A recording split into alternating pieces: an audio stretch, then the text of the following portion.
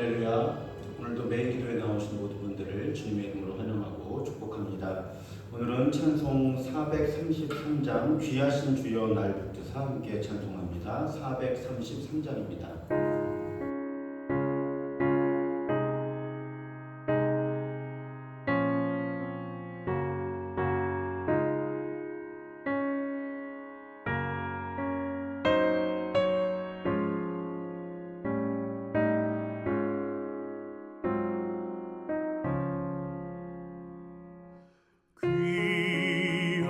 귀하신 주여 날 붙드사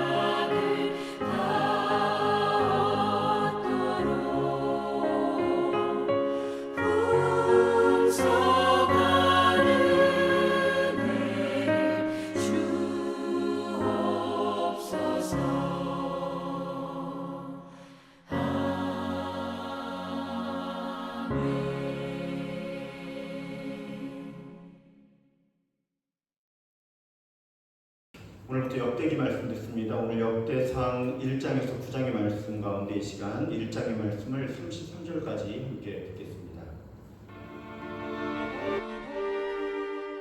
제1장. 아담에서 아브라함까지. 아담, 셋, 에노스, 게난, 말랄렐, 야렛, 에녹, 무드셀라, 라멕, 노아. 노아의 아들들은 셈과 함과 야벳이다. 야벳의 자손은 고멜과 마곡과 마대와 야완과 두발과 메섹과 디라스이고, 고멜의 자손은 아스그나스와 디밧과 도갈마이고, 야완의 자손은 엘리사와 스페인과 키프로스와 로드스이다. 함의 자손은 구스와 이집트와 리비아와 가나안이고, 구스의 자손은 스바와 하윌라와 삽다와 라마와 삽드가이고, 라마의 자손은 스바와 드단이다. 구스가 또 니므롯을 낳았는데 그는 이 세상의 첫 장사가 되었다. 이집트에서 루드족과 아남족과 르압족과 납두족과 바드로족과 가슬루족과 크레테족이 나왔다. 가슬루족에서 블레셋족이 나왔다. 가나안은 맏아들 시돈을 낳고 그 아래로 헷을 낳았다. 가나안에게서 여부스족과 아모리족과 기르가스족과 히위족과 알가족과 신족과 아르와족과 스말족과 하맛족이 나왔다. 셈의 자손은 엘람과 아스루와 아르박삿과 룻과 아람이다. 아람의 자손은 우스와 훌과 게델과 메색이다. 아르박삿은 셀라를 낳고 셀라는 에벨을 낳았다. 에벨은 두 아들을 낳았는데 그때 세계 인종이 나뉘었다고 해서 한 아들의 이름을 벨렉이라고 하였다. 그 아우의 이름은 욕단이다. 욕단은 알모닷과 셀렙과 하살마웻과 예라와 하도람과 우살과 디글라와 에발과 아비마엘과 스바와 오빌과 하윌라와 요밥을 낳았다. 이들은 모두 욕단의 자손이다. 셈, 아르박삿, 셀라, 에벨, 벨렉, 루, 스룩, 나홀, 데라, 아브람, 곧 아브라함.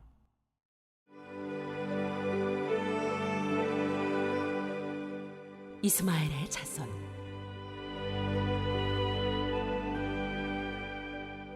아브라함의 아들은 이삭과 이스마엘이다. 이들의 족보는 다음과 같다. 이스마엘의 맏아들은 느바요시고 그 아래로 게달과 앗두엘과 밉삼과 미스마와 두마와 마사와 하닷과 데마와 여드루와 나비스와 게드마가 태어났다. 이들이 이스마엘의 아들들이다. 아브라함의 첩 그드라가 낳은 아들은 시므란과 욕산과 무단과 미디안과 이스박과 수아이다. 욕산의 아들은 스바와 드단이다. 미디안의 아들은 에바와 에벨과 한옥과 아비다와 엘다아이다. 이들은 모두 그드라의 자손이다. 아멘. 할렐루야. 오늘도 우리 하나님 베풀어 주시는 은혜와 평화가 우리 모두의 마음과 삶에 가득하기를 주님의 이름으로 축복합니다. 이상하지 않으십니까? 왜 우리 성경의 순서는 열왕기상하 역대상하인데 우리가 지금 통독을 하는 순서는 열왕기상하는 예전에 읽었고 역대기를 지금 읽거든요. 이유가 뭘까요? 열왕기하고 역대기가 내용이 비슷한 게 많으니까 연달아 읽으면 지루할까봐 이렇게 띄워놨을까요? 안 궁금하세요? 사실은 히브리 성경, 그러니까 히브리인들의 성경에서 이 두 책은 다른 책이에요, 완전히. 히브리인들의 성경은 크게 세 부분으로 구성이 됩니다. 토라라고 부르는 율법, 느비힘이라고 부르는 예언서, 보통 그렇게 번역을 하고요. 케투빔이라고 부르는 성문서 이렇게 되어 있어요. 그래서 토라 T죠. 느비힘 N이고 케투빔 K예요. 그래서 여기에 몸을 붙여서 타낙이라고 불러요. 혹시 어떤 책을 읽으시거나 유튜브를 보시다가 타낙이라는 말이 나오면 이게 히브리인들의 성경을 말해요. 히브리인들은 구약 성경밖에 인용하지 않죠. 그러니까 히브리인들의 성경 그러면 우리에게는 구약 성경인데 크게 세 부분으로 되어 있다는 거예요. 율법서, 예언서, 성문서. 그런데 열왕기는 어디에 속하는가? 예언서에 속해요. 이것도 하나의 포인트인데 여러분, 히브리인들의 성경에서 역사서는 없어요. 우리가 생각하는 지금의 역사 개념이 아니었다는 거예요. 과거의 구약 성경이 기록될 때는. 그러니까 이 열왕기라고 하는 역사서도 예언서인 거예요. 그러니까 우리가 생각하는 역사 개념으로 해석하면 안 된다는 거죠. 그런데 열왕기는 예언서인데 그러면 역대기는 어디에 속할까? 이건 성문서예요. 그리고 히브리인들의 성경에 역대기가 맨 끝에 있어요. 우리는 열왕기상하, 역대상하 해가지고 역사서 이렇게 해서 중간 앞쪽으로 묶었지만 본래 히브리인들의 성경은 역대기를 맨 마지막에 배치를 해요. 그러니까 이 두 책은 성격이 완전히 다르고 어떻게 보면 장르 자체가 다른 거예요. 근데 우리는 그걸 그냥 역사서하고 열왕기, 역대기를 별 차이가 없는 책으로 읽어 나간다는 거죠. 그러면 의도 자체를 완전히 오해하는 거예요. 열왕기는 예언서예요. 메시지는 단순합니다. 우리가 왜 망했을까요? 우리가 왜 망했는가에 대한 예언이에요. 역사기록이라기보다는 하나님의 말씀인 거죠. 너희들이 이렇게 해서 망했다. 일종의 반성문이라고 할 수 있어요. 근데 역대기는 같은 시대를 다루는 것처럼 보이지만 아주 나중에 바벨론 포로에서 돌아온 다음에 그러면 여전히 우리가 하나님의 백성이야? 우리가 여전히 하나님과 언약을 맺은 백성이야? 하는 질문에서 나온 책이에요. 아예 배경 자체와 집필 의도 자체가 다른 거예요. 열왕기는 우리가 왜 망했을까? 역대기는 그래도 여전히 우리가 하나님의 백성인가? 그러니까 이 열왕기서는 굉장히 통렬한 비판이에요. 이렇게 잘못해서 망한 거야 우리가. 그런데 역대기는 달라요. 여전히 우리가 하나님과 언약을 맺은 백성으로 회복될 가능성이 있어. 우리 회복될 거야. 그러니까 열왕기는 굉장히 신랄하게 잘한 것 못한 것이 다 들어가요. 그런데 역대기는 못한 거를 거기에 굳이 쓸 이유가 없는 거예요. 왜? 잘못한 건 이미 열왕기에서 다뤘어요. 지금 회복할 수 있을까라고 가뜩이나 자기 정체성을 상실한 사람들한테 너네들 이것도 잘못했었고 저것도 잘못했었고 이건 의미가 별로 없는 거예요. 그래서 역대기는 잘못한 이야기가 많이 드러나질 않아요. 목적 자체가 다르기 때문이에요. 여러분 우리 야단 칠 때는 야단을 치잖아요. 근데 야단 쳐서 이 사람이 충분히 반성을 했어. 아니면 이제 더 뭐 야단 칠 것도 없어. 그럼 어떻게 해야 돼요? 그 다음부터는 격려를 해서 더 잘하게 만들어야 될 거 아니에요. 계속 야단만 치면 어떻게 돼요? 주눅 들어서 아무것도 못해요. 그러면 어느 정도 야단을 치면 이제는 뭘 해줘야 돼요? 칭찬도 해주고 격려도 해주고 잘할 거라고 그러면서 이 사람이 잘할 수 있게 해줘야 되잖아요. 이해하시기 쉽게 단순하게 말씀을 드리면 열왕기는 너 이렇게 잘못해서 망한 거다. 역대기는 그래도 이제부터 이렇게 하면 잘 될 수 있어. 이런 의도라는 거죠. 이걸 지필 의도라든지 문학적 이치라든지 이런 걸 이해하지 못하고 읽으면 사실은 그냥 문구만 읽는 거예요. 그 문구의 의미도 제대로 파악할 수 없다는 거죠. 그러면 무슨 왕 때 무슨 일이 있었고 무슨 선지자가 무슨 말을 했고 이걸 다 외운들 무슨 의미가 있어요. 이런 부분들을 깊이 있게 이해를 하지 못하면 그러니까 성경의 문구보다도 그 성경 책 자체 66권 한 권 한 권도 그렇고 전체의 흐름, 전체의 구조 이런 것들을 일정 수준 이상은 이해를 해야 이걸 이해를 못하면 성경을 몇십 독을 해도 사실은 성경 내부에 있는 정보만 파악할 수 있을 뿐 사실상은 본래 의도 묵상도 자기 마음대로 해서 본인만 은혜 받지 사실은 하나님이 본래 그 성경을 기록하게 하신 의도도 모르면서 그래서 묵상만 열심히 하면 망가지는 거예요. 우리. 한국 교회는 사실은 말씀 묵상이 망친 부분이 많아요. 큐티 문화. 자기 마음대로 묵상하는데 오늘 이 말씀을 통해서 하나님이 나에게 이렇게 말씀하셨어. 어떻게 알아요? 본래 그 책을 주실 때 하나님이 어떤 의도로 그 말씀을 기록하게 하셨는지를 모르면, 그러니까 전부 주관적인 거죠. 말씀 해석이. 설교자들도 주관적으로 그냥 본인이 묵상한 거라고 해서 설교하고, 교인들도 그것도 열심히 하시는 분들이 그러는 거죠. 큐티를 하시는 분들. 그냥 본인이 이렇게 좀 깊이 생각해봐서 오늘 이 말씀은 하나님이 나에게 이런 의도로 주시는 거야. 객관성이 결여되어 있는 거죠. 본래 그 책이 어떤 책인가. 성경 자체에 대한 이해도 그렇고 66권 중에 이 본문이 어느 책인가. 그럼 이 책의 위치는 뭔가. 장면은 뭔가. 이 책이 기록된 의도는 뭘까. 그 속에서 그날 구절의 의미가 드러난 다음에, 그래서 오늘 이 말씀이 나에게 이렇게 하나님이 말씀하시는 거야까지 가야 되는데, 앞에 다 무시하고 그냥 본문 읽고, 이걸 좀 도와주는 게 이제 큐티 잡지들인데, 그 잡지들도 보면 본문 분석이 철저하지 않죠. 요즘 사람들은, 요즘 교육들은 그런 거 복잡한 거 싫어하니까 그냥 은혜스러운 말들 많이 써주고, 지금 열왕기 역대기를 이 위치 자체를 우리 성경 통독표가 우리 이제 바이블 프로젝트에서 짜준 툴로 하니까 이 벌려놓은 의도가 분명히 있는 거예요. 내용이 똑같다고 해서 같은 책이 아니다. 장르도 다르고 의도도 다르고, 그러니까 그 안에 본문을 해석할 때도 틀 자체가 다르다. 이걸 말씀드리려고 한 거예요. 그리고 1장부터 9장 오늘 본문인데 대부분 족보죠. 지루합니다. 오늘 아까 지루하셨죠.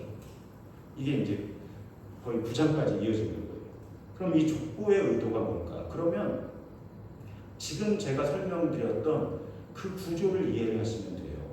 지금 포로 생활에서 돌아온 다음에 자기 정체성을 부여해야 되는 사람들한테 그 상황 속에 기록된 책이 역대기란 말이죠. 그러니까 정체성을 상실한 사람들에게 필요한 게 뭐예요? 우리가 어디서부터 왔느냐는 거예요. 그러니까 아담부터 나오는 거예요. 우리 뿌리를 찾아서. 자, 우리 민족이 어떤 민족이요? 우리는 단군의 자손. 이렇게 가는 거잖아요. 민족의 정체성을 확고히 할 필요가 있을 때 뿌리를 찾는 거잖아요. 그런데 역대기에서 족보가 아주 신학적으로 중요한 거예요. 우리가 읽기는 지루하지만 신학적으로 굉장히 중요한 의도를 갖고 있는 거죠. 우리에게는 남의 족보니까, 또 남의 족보도 아니에요. 우리가 믿음의 계보를 이어가는 사람들이라면 우리 믿음의 족보이기도 한 거죠. 그러니까 그런 의도에서 족보를 우리가 이해할 필요가 있다는 것입니다.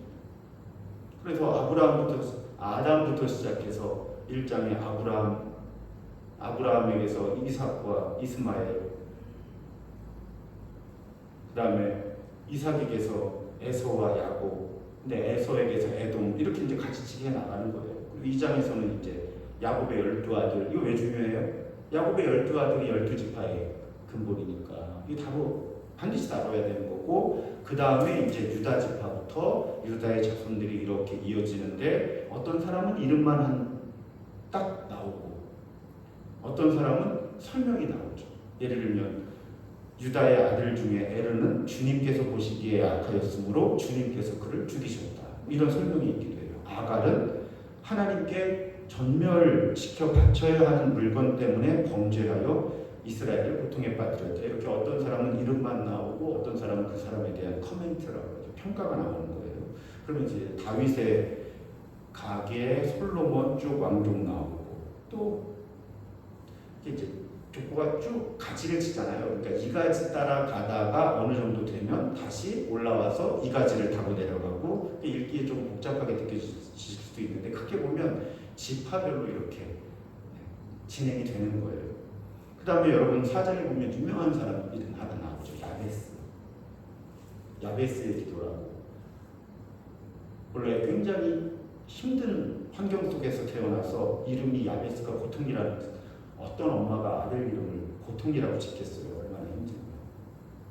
근데 그 야베스가 하나님께 기도를 해서 복에 복을 더해 주시고 내 영토를 넓혀 주시고 주님의 손으로 나를 도우셔서 불행을 막아 주시고 고통을 받지 않게 해주십시오라고 간구했더니 하나님께서 그가 구한 것을 이루어 주셨다 해서 꽤 많은 분량, 역대기의 족보 치고는 많은 분량을 차지하고, 여기서 우리가 야베스의 기도, 어떤 분이 책을 써서 아주 전 세계적인 베스트셀러가 됐죠.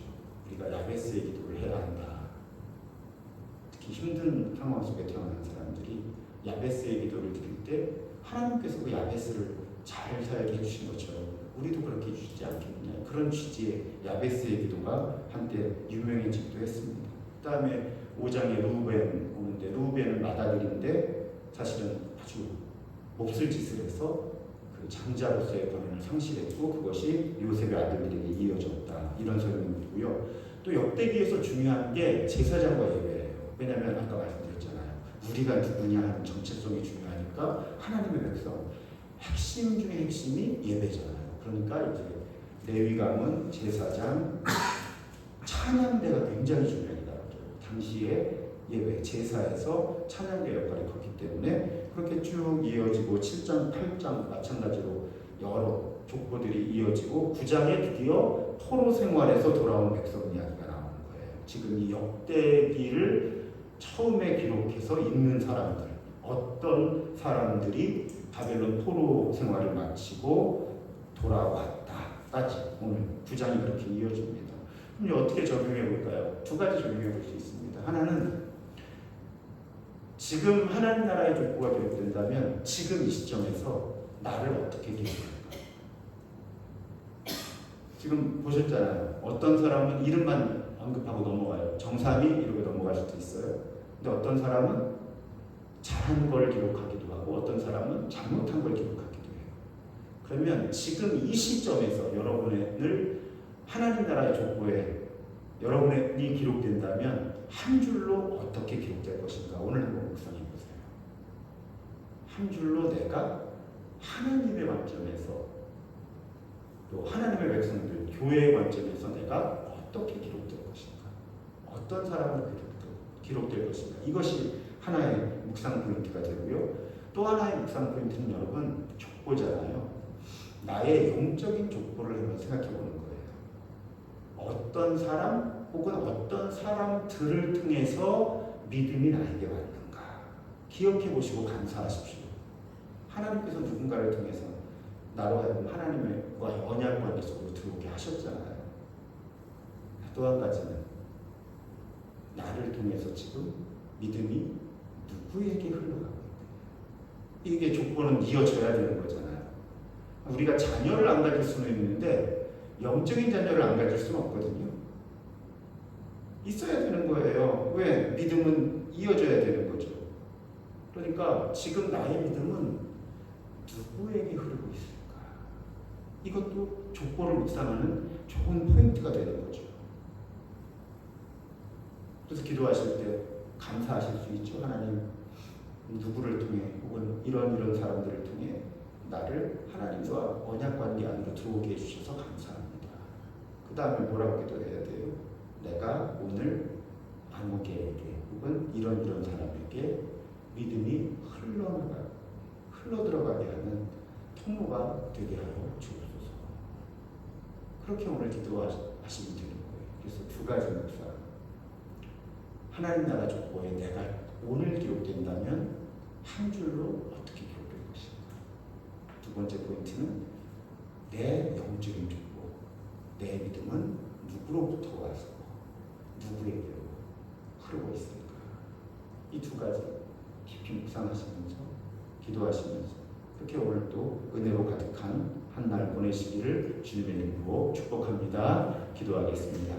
하나님, 지루해 보이는 족보 가운데 또 영적인 신비를 발견합니다. 하나님, 내가 오늘 하나님 나라 족보에 기록된다면 어떤 사람으로 기록될 것인가. 오늘 묵상 보기 원합니다. 또 나의 영적인 족보를 생각해 보기 원합니다. 나와 하나님 사이의 언약은 누구로부터 시작되어 오늘에 이르렀을까? 또 나의 믿음은 누구에게 전달되고 있을까? 하나님, 이 두 가지 묵상과 기도를 통해 오늘 하루 은혜로 가득한 하루 되게 하시고, 또 내가 누구이며 어떻게 살아야 하는지 분명한 깨달음이 주어지는 그런 은혜 가득한 하루 되게 하여 주옵소서. 하나님, 족보 가운데 사람의 실패를 봅니다. 하지만 사람이 실패해도 하나님의 구속 역사는 실패하지 않으셨습니다. 내가 살아가다가 이런저런 실수도 하고 실패도 하지만 그것이 세상을 구원하시는, 세상을 구속하시는 하나님의 은혜의 흐름을 가로막지는 못함을 또 그렇게 고백하며 오늘 위로받고 바르게 살 힘을 얻게 하여 주옵소서. 그렇게 살기로 결심하고 애쓰는 사람들이 오늘도 주의 이름 부르며 간구할 때 상한 몸과 마음을 낫게 하여 주옵소서. 경제적인 어려움 속에 일용할 양식을 베풀어 주시고 관계의 불편함과 부담감 속에 십자가로부터 그리는 용납과 용서를 통한 화해가 이루어지게 하여 주옵소서. 오늘도 우리의 가정과 일터와 교회와 삶의 모든 자리에 하나님의 나라가 오는 것을 보게 하여 주옵소서. 주께서 이루실 줄 믿사오며 우리 구주 예수 그리스도의 이름으로 감사하며 간절히 기도드립니다.